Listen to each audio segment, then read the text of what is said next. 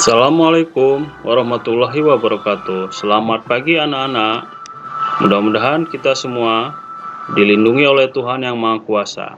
Ingat, di saat pandemi seperti ini, gunakan masker jika keluar rumah dan hindari kerumunan.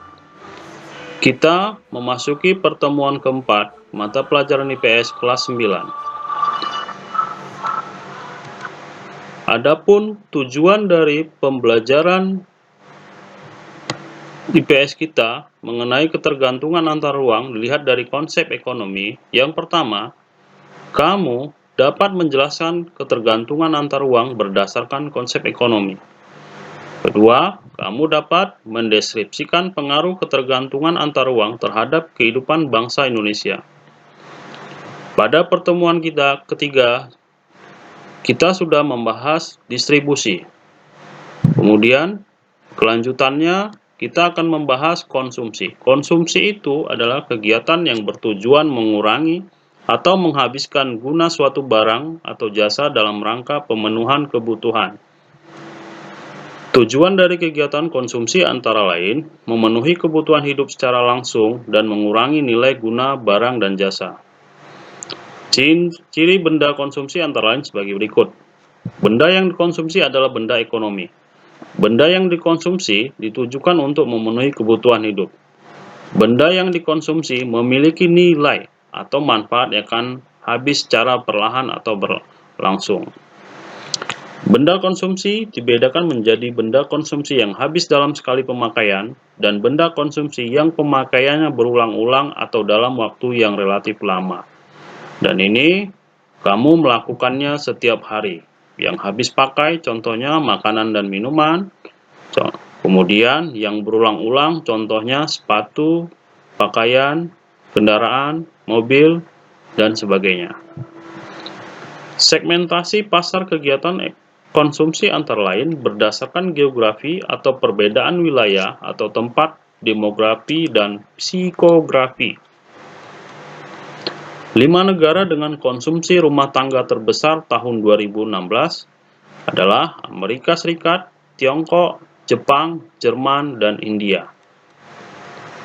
Sebagian besar barang atau jasa yang dikonsumsi itu berasal dari ruang atau wilayah yang berbeda dengan konsumennya. Kemudian, ketergantungan antara ruang berdasar konsep ekonomi, kita akan membahas mengenai harga. Harga itu adalah nilai tukar suatu barang yang dinyatakan dengan uang. Fungsi harga adalah alat pengukur dan pembeda suatu barang. Kita lihat faktor-faktor yang mengakibatkan harga suatu barang di suatu daerah atau di daerah lain dapat berbeda. Yang pertama, jarak distribusi. Jarak distribusi ini mempengaruhi harga. Jika semakin jauh jarak distribusinya, maka harga akan semakin tinggi. Kemudian, ketersediaan barang. Ketersediaan barang akan mempengaruhi harga. Jika ketersediaan barang langka, maka harga tinggi. Namun, jika ketersediaan barang melimpah, menyebabkan harga rendah. Kemudian, perbedaan kebutuhan. Kemudian, persaingan. Kemudian, perusahaan dapat menetapkan harga suatu produk yang dijual ke luar negeri ini melalui 3 cara. Kebijakan etnosentris, yaitu harga per unit tetap sama dimanapun. Ini kebijakan etnosentris. Kemudian, kebijakan geosentris. Geosentris ini penetapan harga dipengaruhi oleh faktor-faktor pasar lokal. Jadi pasar lokal mempengaruhi harga yang dikatakan kebijakan geosentris. Kemudian kebijakan polisentris. Apa itu polisentris? Ini harga ditentukan oleh cabang perusahaan sesuai dengan kondisi yang dihadapi. Nah, itu polisentris. Jadi cabang perusahaan yang menentukan harga sesuai dengan kondisi yang dihadapi. Pasar. Pasar adalah proses berlangsungnya transaksi permintaan dan penawaran atas barang dan jasa. Jadi pasar itu prosesnya, bukan tempatnya. Kemudian berdasarkan data Kementerian Perdagangan RI, terdapat 10 komoditi utama Indonesia, yaitu TPT, tekstil, dan produk tekstil, elektronik, karet, produk karet, sawit, produk hasil hutan, alas kaki, otomotif, udang, kakao, dan kopi. Kemudian ada organisasi ya internasional yang mengatur perdagangan internasional, namanya WTO atau World Trade Organization. Ini di bawah naungan PBB.